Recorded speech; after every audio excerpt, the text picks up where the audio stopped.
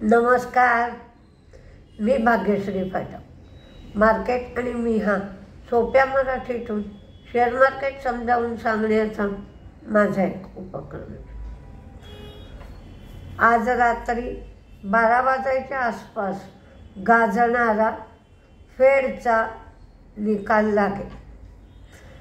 Rate cut होणार की नाही, मग किती होणार, 25 बेस पॉईंट होणार का 50 बेस पॉईंट होणार.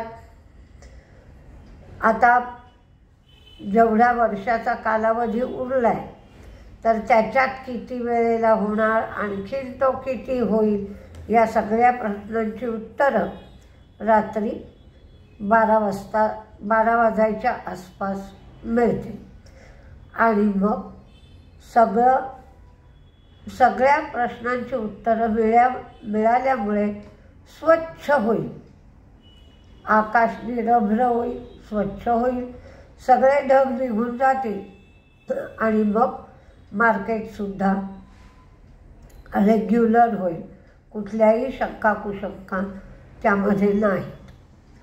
जम्मू काश्मीरच्या पहिल्या फेजचं व्होटिंग आज होणार आहे. आज फेडवर अवलंबून म्हणजे रेट कट झाल्यावर डॉलर इंडेक्स काय होतो, आणि डॉलर इंडेक्स कमी झाला तर मेटलवर चांगला परिणाम होईल. त्यामुळे मेटल आणि त्याचबरोबर वेदांताच्या शेअरकडे लक्ष द्यायला पाहिजे. आणि वेदांताच्या शेअरकडे दुसऱ्या गोष्टीसाठी म्हणजे विंडफॉल टॅक्स 0 केलाय. कारण गेल्या 15 दिवसामध्ये क्रूडचा दर कमी झाला होता. फॉरेन इन्व्हेस्टर्सची खरेदी आहे 483 कोटींची, तर डोमेस्टिक इन्व्हेस्टर्सची सुद्धा खरेदी आहे 874 कोटींची. आपण हल्ली डॉलर येन हा रेट बघतो, तो 141.70 आहे. क्रूड 73.40 आहे. डॉलर इंडेक्स 100.38 आहे आणि बॉन्ड यील्ड 3.64 आहे. आज तुम्हाला सांगायचं झालं तर इंटरनेट नाही आहे. मी उलट रोजच्यापेक्षा लवकर व्हिडिओ करते आहे, पण डेट्यावर व्हिडिओ अपलोड व्हायला खूप उशीर लागतो. बघूया कसं काय. त्यामुळे आज व्हिडिओ वेळेवर मिळणार नाही कदाचित. त्याबद्दल मी दिलगीर आहे, पण मी त्याच्यात कुठलीही सुधारणा करू शकत नाही. इन्फोसिसने मेट्रो बँकेबरोबर भागीदारी केली आहे डिजिटल ट्रान्सफॉर्मेशनला वेग यावा म्हणून. रिलायन्स पॉवर याने 3,872 कोटी बँक गॅरंटीसाठी दिले आहेत. SKF इंडिया याची बातमी मी काल माझ्या ब्लॉगवर दिली होती. ऑटोमोटिव्ह बिझनेस ते वेगळा काढणार आहे आणि नॅस्डॅक स्टॉकहोमवर त्याचं लिस्टिंग होईल. REC रिन्युएबलचं लोन बुक 2030 पर्यंत 3 लाख कोटी करणार आहेत. कोल इंडिया त्यांच्याच इमारतीमध्ये औषधी केंद्रातून जेनरिक औषधं पुरवण्यासाठी त्यांनी करार केला आहे. सॅटिन क्रेडिट केअर आणि मनकाइंड फार्मा दोघंही फंड गोळा करणार आहेत. त्याच्यात मनकाइंड फार्मा NCD इश्यू करेल. Torrent power 1500 megawatt energy storage capacity मिळवण्यासाठी महाराष्ट्र स्टेट इलेक्ट्रिसिटी डिस्ट्रीब्युशनकडून त्यांना लेटर ऑफ इंटेंट मिळालं.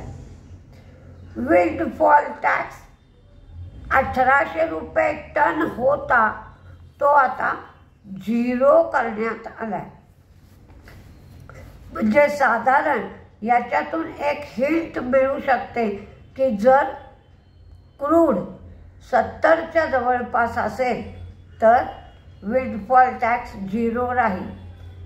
तर ONGC, Oil India, Selan Exploration, HOEC, Vedanta या सगळ्यांसाठी ही बातमी चांगली आहे.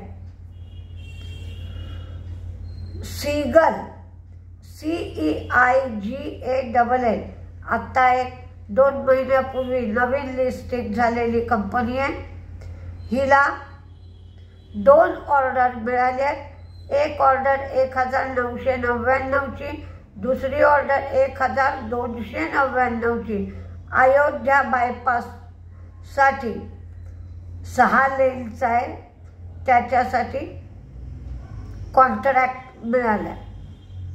आता आपण कोणते शेअर तेजीत मंदीत राहतील हे पाहूया.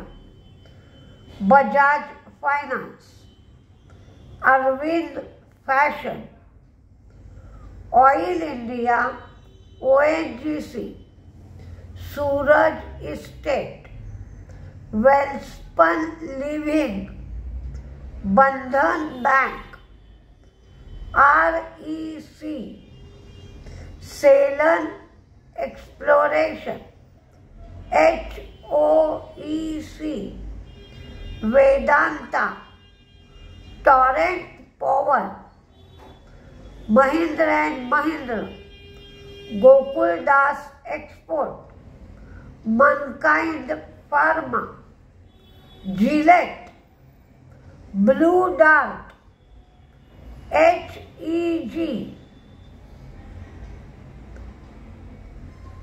सध्या सगळेजण इलेक्ट्रिक ARC फर्नेसमध्ये जात आहेत म्हणून HEG. स्टील कंपन्या, United Spirits, Hero Moto, Escorts, SKF, Biocon, TCS, CLSNE, TCS आणि बजाज ऑटो यांची टार्गेट चक्कर आणणारी आणि काय याचं संशोधन करा असं सांगणारी दिली आहे. TCSचं टार्गेट 5740 दिलं आहे, तर बजाज ऑटोचं टार्गेट 7000 रुपये दिलं आहे. 7,000 रुपये. TCSचं एक समजून घेता येऊ शकतं की रेट कट झाला तर बँकांकडून लोन घेण्याचं प्रमाण वाढेल, लोनचा रेट कमी होईल, त्यामुळे TCSचे जे बँकांबरोबरचे व्यवहार आहेत ते वाढू शकतील आणि TCSला फायदा होईल. आयनॉक्स विंड, IGREL रिन्युएबल्स यांच्याकडून 550 मेगावॅटसाठी LOI मिळाला. बायोकॉनमधली हिस्सेदारी LICने वाढवली आहे. नोव्होको विस्टा, नजारा, LIC housing, torrent power, emphasis म्हणजे MPHASIS,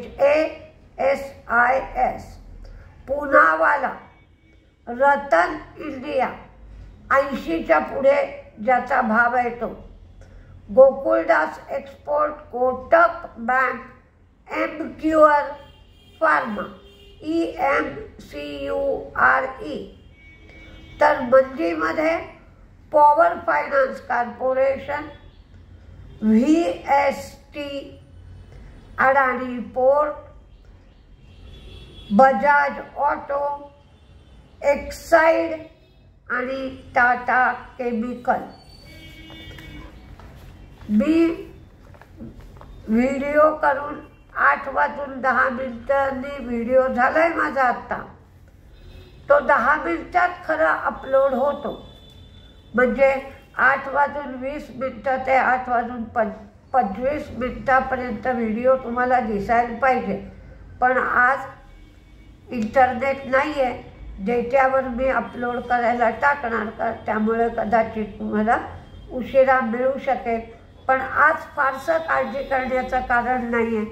तेजी मंदीसाठी कोणतेही महत्त्वाचे शेअर मौजूद नाही आहेत आणि मार्केट पण अगदी नॅरो रेंजमध्ये राहील. त्यातून अनंत चतुर्दशीचं विसर्जनही अजून संपलं नाही आहे. लोक त्या मिरवणुकांमध्येच असतील आणि आज बँकांची सेटलमेंटही नाही आहे. काल खरेदी केलेले शेअर्स आज विकता येणार नाही. या सगळ्या गोष्टींचा विचार करता ठीक आहे, वेळेवर अपलोड झाला नाही तरी एवढी काळजी करण्याचं कारण नाही. बघूया मार्केट कसं चालतंय. नमस्ते.